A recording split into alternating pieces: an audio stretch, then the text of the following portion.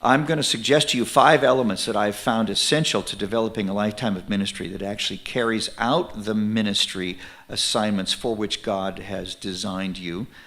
And I am commending these things to you that you might invest them in others. And those 5 areas I believe are essential and will lead you to successful ministry. So here they are. That faith, walking by faith, not fame or finances. Walking out with focus on your assignment, not on a claim. And doing that through the dynamic of intimacy with the Lord, not simply immediacy. And frankly, if you have a significant lifetime ministry, the Lord will take you through numbers of seasons in your life, honing you just like he's done every biblical character that you look at in Scripture.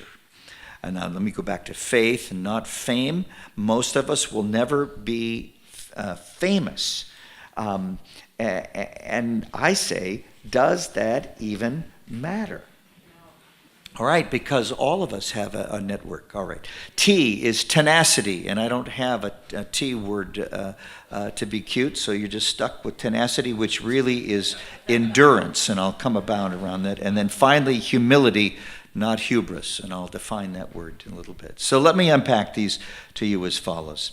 Concerning faith, I think we have to wrestle with this over and over, because it's not by sight, and you know the passage, walk by faith, not by sight. I'm actually not even going to give you the reference for that because it's just so normal. But I want you to remember Hebrews 11:1. Now, faith is the confidence of what we hope for and the assurance of things not seen. Now, that's not, hoping for a Mercedes this Christmas.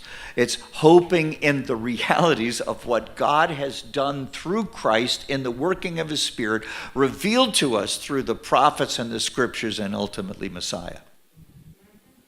I mean, I think one of the big deals that we have to wrestle with, we've come into this whole arena of particularly artistic ministry because God has given us these powerful capacities to create environments through human expressions, and in that lead people into touching the transcendent realities of life.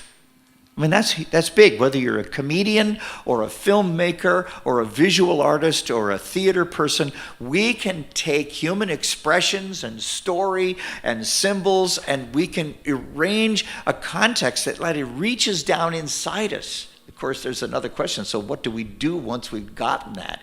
Is it for self-adulation and self-focus, or is it for focus on the true and living God who has claim on our life? Okay, I know you're there, but what I have found in my life, and I'm 69 years old, and this is literally my 50th year of ministry, I am still working through the fact that this is not about me, it's about God. And it's not about my talents and abilities. It's letting them be available when they're strategic to be used. And when there's others better than I in a certain context, let's let them be used. And so it's not just always my performance, but it's my sense of even that environment developing kind of ability and drawing other people in. That's what even gave rise to Artisan Christian Testimony. I began to think, if I could set up a structure that could multiply 10, 100, 1,000 times what I could do by myself, we might actually have more ministry. And in the process, I don't have to compete with you. I'm busy as I can be, and I'm not as good a keyboard player as ML. So what does that mean? It means that let's let ML play a lot of the time, but when I'm someplace and I'm the best guy in the house, then I'll sit down and play. And it's not about me anyway or about you. It's about facilitating, creating these environments where people meet with God, not just for information, but for transformation.